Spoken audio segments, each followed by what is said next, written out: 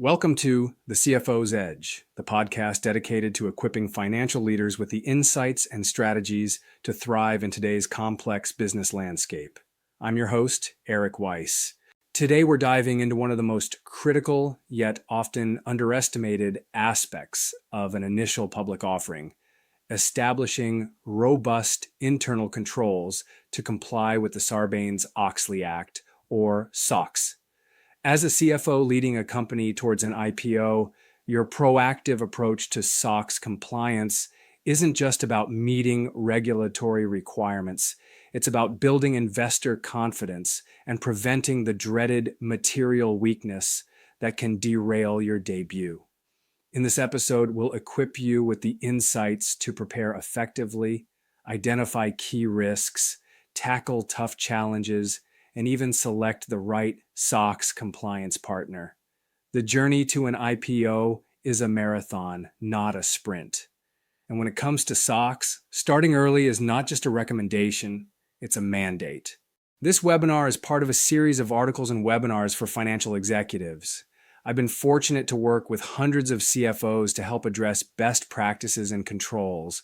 Let me know if you have a topic of interest, and of course, I would welcome the opportunity to work with you. Please do connect with me on LinkedIn and reach out at eric.weiss@singerlewak.com. Let's be clear, SOX compliance for public companies isn't optional. Section 302 requires your CEO and CFO to personally certify the accuracy of financial statements and the effectiveness of internal controls.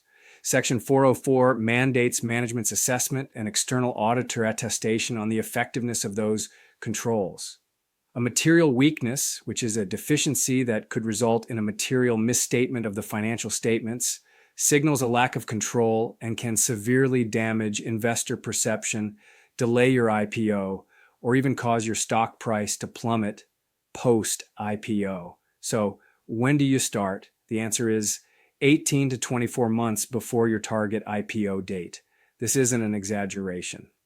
Building a SOX compliant control environment involves people, processes, and technology, and it takes time to design, document, implement, and test. Many companies underestimate this effort, leading to last-minute scrambles and higher risk.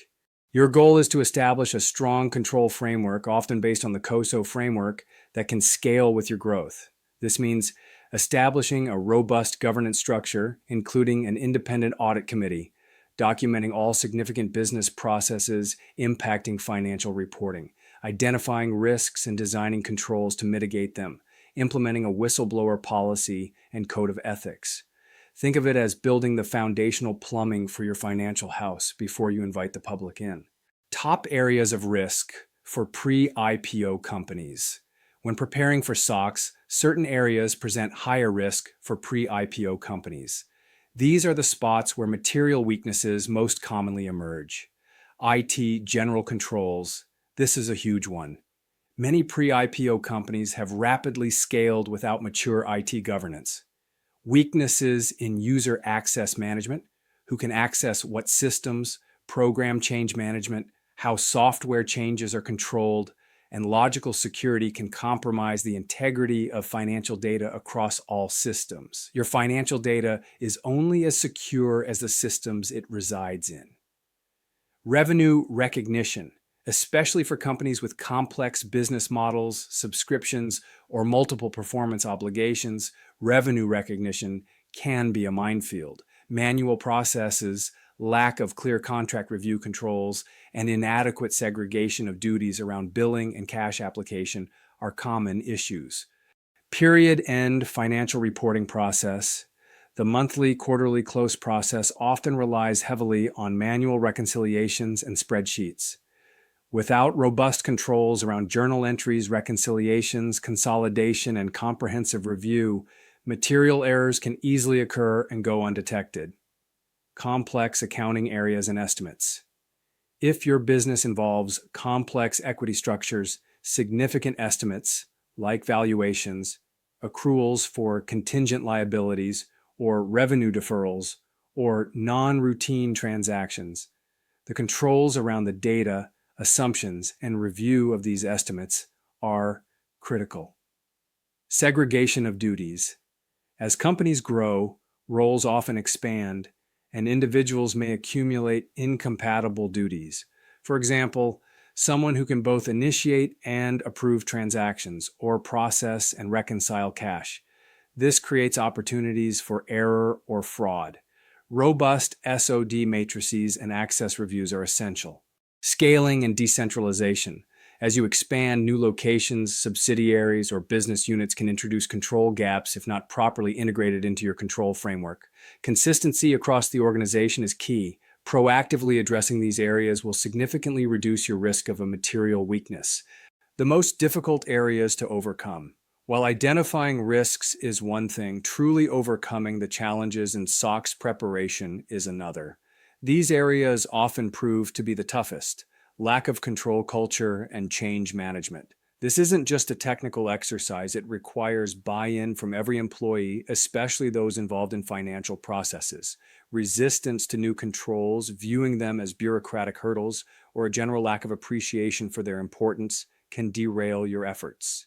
As CFO, you need to drive the tone at the top and ensure continuous training and communication to embed a control-conscious culture. Inadequate systems and automation. Many rapidly growing pre-IPO companies rely on disparate systems, legacy software, or heavy use of spreadsheets. These often lack the inherent controls, audit trails, and integration capabilities necessary for SOX compliance. Implementing new ERP systems or robust financial reporting tools is a massive undertaking, but it's often essential to automate controls and reduce manual risk. This takes significant time and capital. Resource constraints and expertise. Gaps. Your existing finance and IT teams might be stretched thin, supporting rapid growth, leaving a little capacity for the intense work of SOX readiness. Furthermore, they may lack the specific expertise in SOX methodology, control design, documentation, and testing. This often necessitates hiring dedicated internal audit or SOX compliance personnel, or relying heavily on external consultants. Documentation quality and management. SOX requires meticulous documentation of processes, risks, and controls. This isn't a one-time effort, it's ongoing. Maintaining current, accurate, and comprehensive documentation for hundreds, if not thousands, of controls can be a daunting task, especially as processes evolve. These aren't quick fixes. They require strategic planning, significant investment, and sustained effort. Selecting a SOX provider. Partnering, not competing with your Big Four auditor. A critical decision for any pre-IPO company is selecting a SOX compliance provider. This isn't just about finding someone to help with documentation. It's about finding a partner who complements rather than competes with your future Big Four external auditor. Remember, your external auditor, the Big Four firm you choose for your integrated audit, cannot perform internal control design or implementation services for you due to auditor independence rules. They audit your controls, they don't build them. Therefore, your SOX compliance provider should be a firm that understands auditor independence. They should be acutely aware of PCAOB rules and ensure their services do not create independence impairments for your external auditor. This means no scope overlap where they're doing what your auditor will later audit. Specializes in SOX readiness. Look for firms with deep expertise in helping companies transition to public company SOX requirements, not just ongoing compliance. They should have experience building control frameworks from the ground up. Emphasizes documentation and knowledge transfer. A good partner will help you build your internal capabilities by providing clear documentation, training your team, and implementing processes you can sustain post-IPO. Has strong project management skills. SOX readiness is a massive project. Your provider should be able to manage the scope, timeline, and resources effectively. Is collaborative, not prescriptive. They should work with your finance and IT teams, understanding your specific business rather than imposing a generic one-size-fits-all solution. Avoids direct competition with audit services.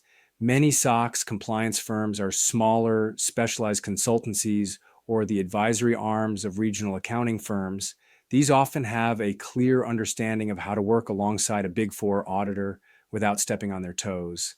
Avoid choosing a firm that also offers external audit services that could potentially conflict. Your SOX provider is an investment in your company's future.